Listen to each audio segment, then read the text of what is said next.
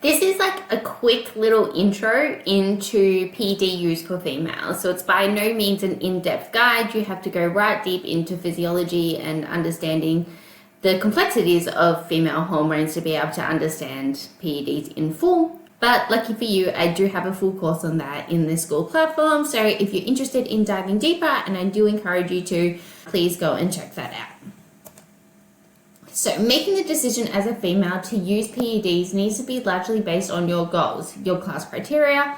So lower entry division bikini to WPD, which require much more overall development and everything in between. And of course, your own individual risk to reward. Physiologically, what is needed to present a winning physique with today's caliber of athletes is another limitation that comes with maintaining a natural status. So ask yourself, is bodybuilding worth it? Do you have potential to go far in this sport? A few questions to ask yourself before introducing PEDs are, have you spent enough time maximizing all variables, so training, nutrition, sleep, stress management? Do you understand the short and long-term risk of PED usage? Do you have access to quality products? Do you know safe and risk reduction administration consumption practices? Do you know how to properly manage adverse side effects? And do you understand the health and lab markers to monitor before, during, and after use? Do you know what supportive compounds are needed for PED usage, and can you afford it? So next we need to discuss the risks that are presented to females if they choose to use PEDs. The risk of adverse side effects that we commonly see or hear about are due to the duration of exposure to supraphysiological ranges as opposed to the total amount or type of androgen, although both are important. So what that means is that the longer that you have these androgens in play and the longer that you're exposed to these supraphysiological amounts, the more you expose yourself to the risks. Hypothetically, I would prefer that someone use twice the amount for half the duration. Females are very androgen sensitive in nature, so their ability to utilize androgens is significantly less than that of males. So the obvious things that we see with PED use in females is virilization. So growth of an Adam's apple, facial hair, androgenic alopecia, which is your hair falling out, enlargement of facial features, enlargement of the clitoris, deepening of the voice, and androgenic orientated acne. It's important to note that these changes will sneak up on you as your androgen load builds up over time, and some of these are irreversible. So if you imagine that you've got a shaker bottle and you're filling that up with like water or milk or whatnot, you'll be fine until it like reaches the top and then it starts spilling over, and it just happens like that. Or imagine like cooking your oats in the microwave and they start boiling up, and then you miss like 5 seconds and all of a sudden it's spilled all over the microwave. However, the most concerning risk is probably the least obvious, and that's a decline of the female reproductive system, which is the suppression of your gonadotropins, meaning FSH drops, LH drops, and as a result, estrogen drops. Now remember that estrogen is needed for healthy skin, hair, brain, and kidney function, bone health, and vaginal protection. Over years, this will lead to accumulation of health damage to organ systems and infertility. So let's discuss the key hormones for females. So testosterone in females is created by the ovaries and the adrenal glands. These hormones feed into estrogen via the enzyme aromatase, meaning that testosterone is a parent hormone to estrogen.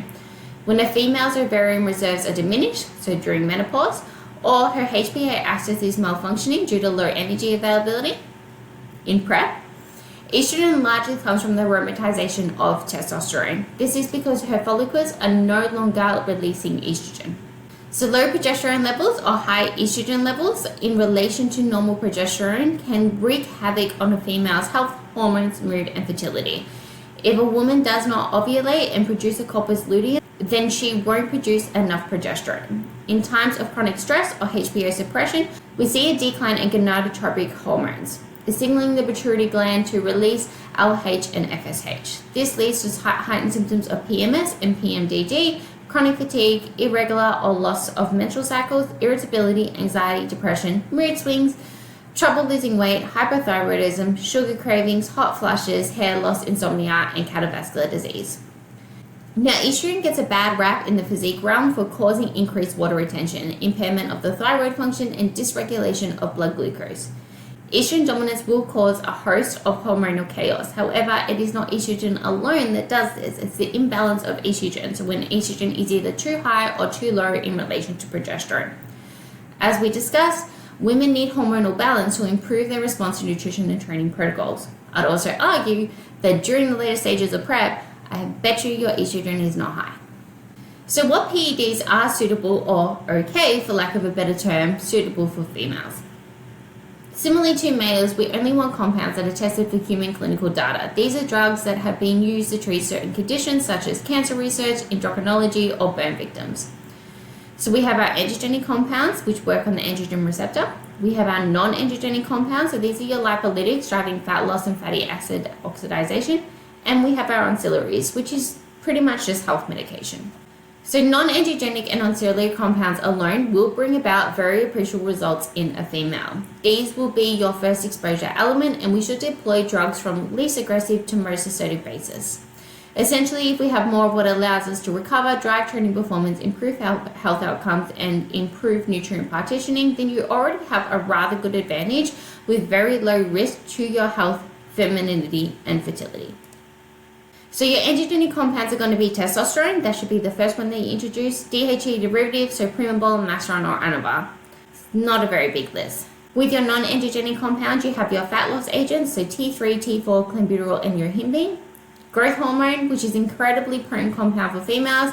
It's what we call a sexually dimorphic compound, which means that it acts differently in males to what it does females. Females get a much better benefit from a fat loss perspective, whereas males benefit from both a fat loss and hypertrophy perspective.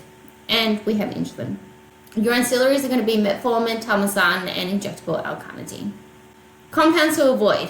In short, anything that I just listed, but trenbolone, dianabol, EQ or boldenone, proviron, halo, and any compound that is not approved for human clinical use, SARMs included.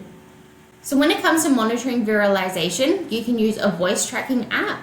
I use Spectrum, but what you do is every morning you say the same 3 sentences and you want to monitor for any changes in your pitch. Hair loss and facial features, you can take weekly pictures with your check-in photos to monitor for any androgenic alopecia, so like a receding hairline or any changes to your facial features. I'd also recommend just having a look at your hairbrush regularly to see whether or not you're noticing any extra hair fall. For fertility, tracking your basal body temperature to make sure that you're still ovulating every month. So in the morning, just stick the thermometer in your mouth, and obviously we want to see that slight rise during the luteal phase. And for organ health, I'd recommend getting your blood work done every 12 weeks to offer insight into the health and function of your reproductive organs, heart, kidneys, pancreas, and liver.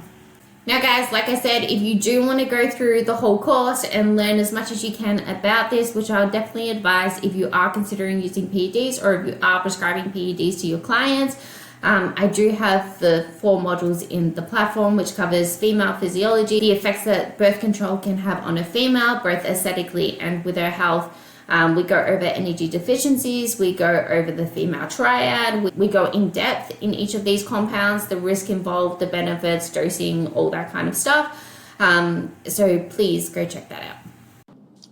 I wanted to show you how the protocols discussed in the PDF can take you from this to this. So this is my progress within 18 months, following exactly the protocols that I put in the PDF. And I'm going to take you through an annual timeline of how I would periodize a female's exposure to androgens for the first time. And this is the back shot for you guys to see. So in my opinion, it's pretty impressive progress within an 18-month period and with very, very little use of androgens and mostly relying on ancillary compounds.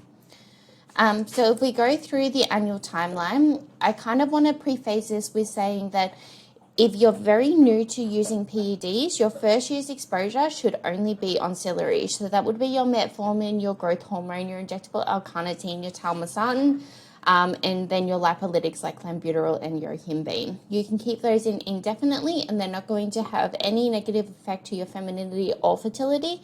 And if anything, given the short period of time that we can use androgens for as females without the side effects of virilization, we're probably going to get more out of having those ancillaries in play continuously rather than doing short bouts of androgens.